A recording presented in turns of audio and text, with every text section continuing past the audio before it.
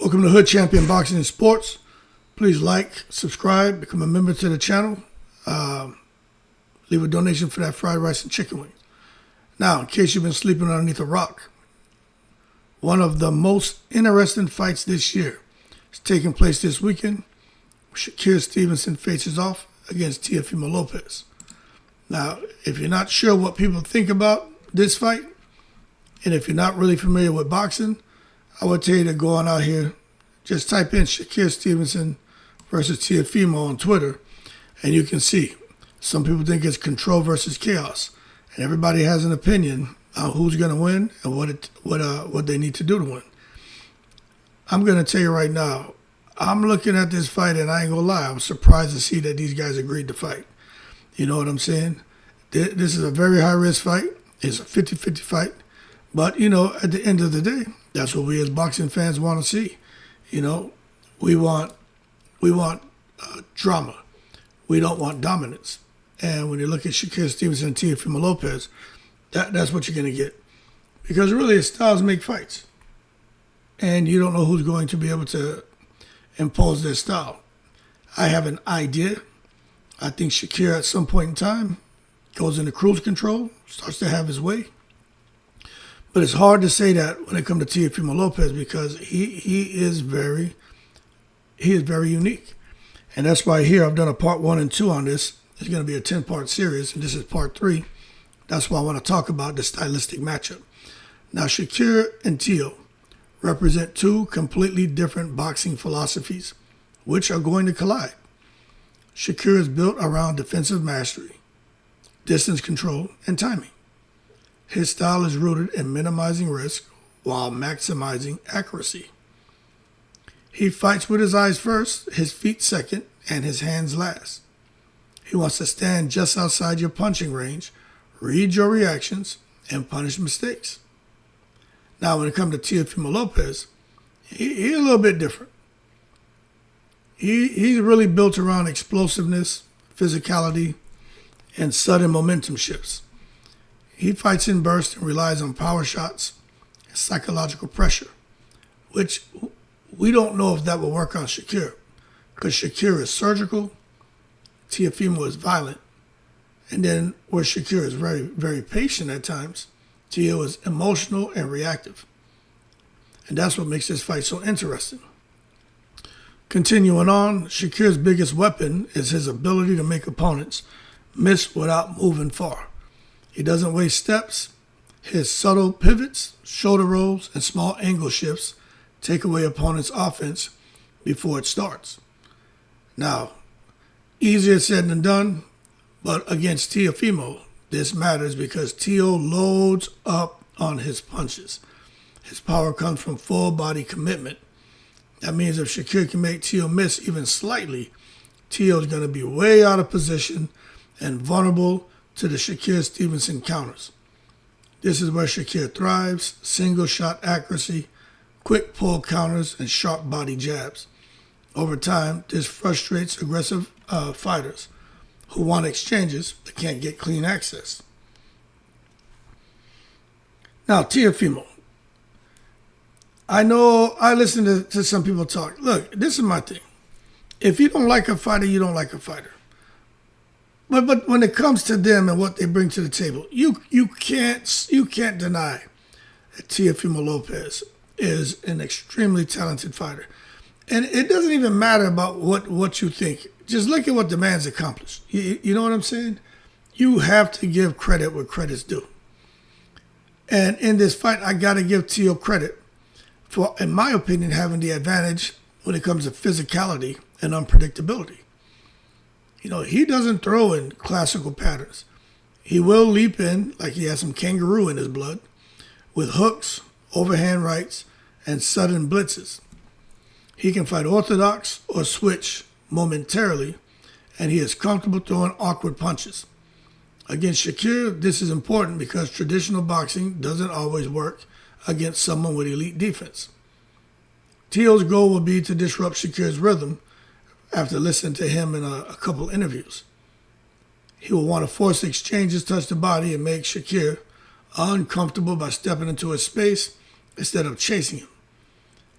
Teo's best moments come when fights break structure, when chaos replaces geometry. And it makes me think about Teo and the mistake he made in the Jermaine Ortiz fight. Even though Teofimo won that fight, he was more or less chasing Jermaine Ortiz around the ring. He wasn't stepping into the space and cutting the ring off effectively. And that made the fight kind of unattractive, and it definitely frustrated the hell out of Teofimo Lopez. He can't afford to get frustrated with Shakur. Shakur is going to make him pay. Now, one of the biggest stylistic questions for me is the pace control. Is Shakur going to be able to slow the fight down to a pace to where he can control it and where he's comfortable?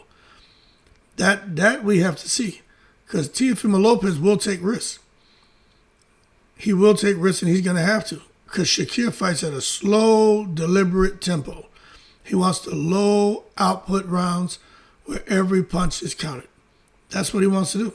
He wants to try to figure a way to load the output round after round after round and just take control. Now with Teofimo, he can't sit back and let Shakur do that. And we know with Teo, he prefers sudden surges where he can steal rounds with one big sequence. That creates tension. And my thing is, will Shakur control the rhythm? Or will Teo force the volatility, the violence, the unpredictability, and I say borderline recklessness to get the win? But at the end of the day, if Shakur succeeds, the fight looks like a chess match where Teo is going to be swinging and hitting air, and he's going to get frustrated. His corner's going to get frustrated. And all hell is going to break loose in their corner, and Shakur's going to probably go on to a unanimous decision. But if Teo can somehow succeed, disrupt the rhythm, touch up Shakur Stevenson, make it really physical, you better believe that shit's going to become a brawl. And Shakur's going to be forced to exchange more than he wants. And one thing we need to make clear is Teofimo Lopez is not William Zepeda. Teofimo Lopez is a whole different animal. Now, another key stylistic contrast is emotional control. Shakur is calm under pressure and rarely abandons his game plan. Teofimo fights with emotion and pride. Now, that can be dangerous for Shakur because Teofimo, he has to land early.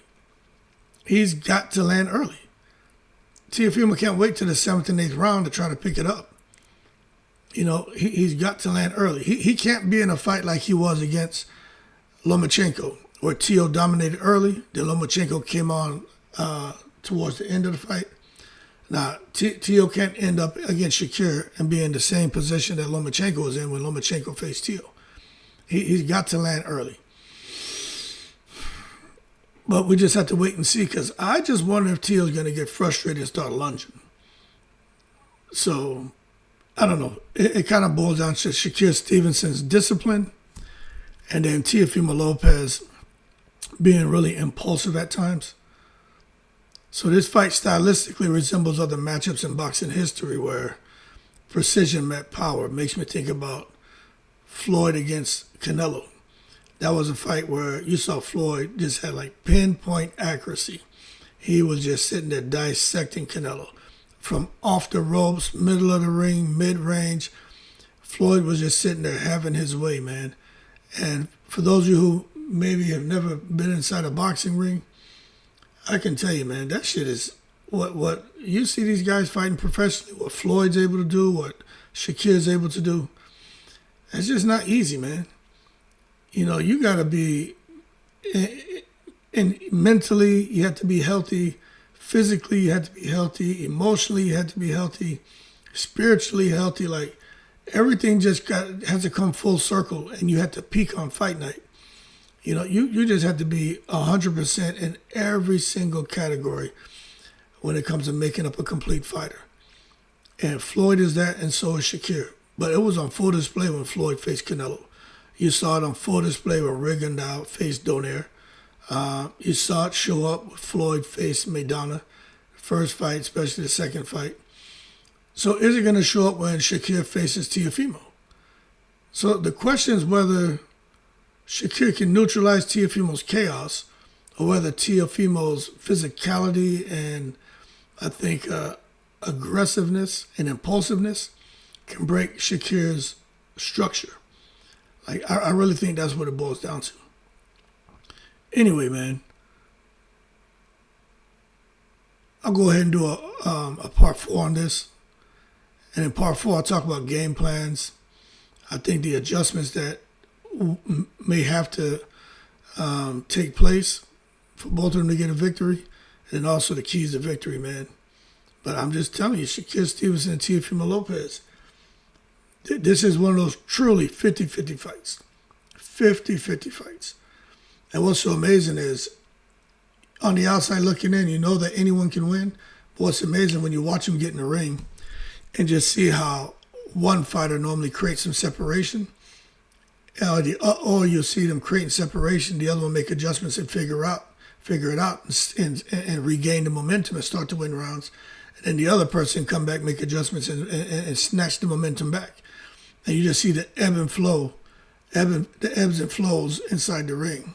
And that's where you have high, they call it like a high-speed chess match, but that's when you see IQ versus IQ, timing versus timing, power versus power, patience versus patience, offense versus offense, defense versus defense. And I think that's what you're going to see when these two get in the ring. Anyway, y'all keep cool. Shout out to the veterans, all 7 continents. I'm going to do part 4. I'm in the breeze.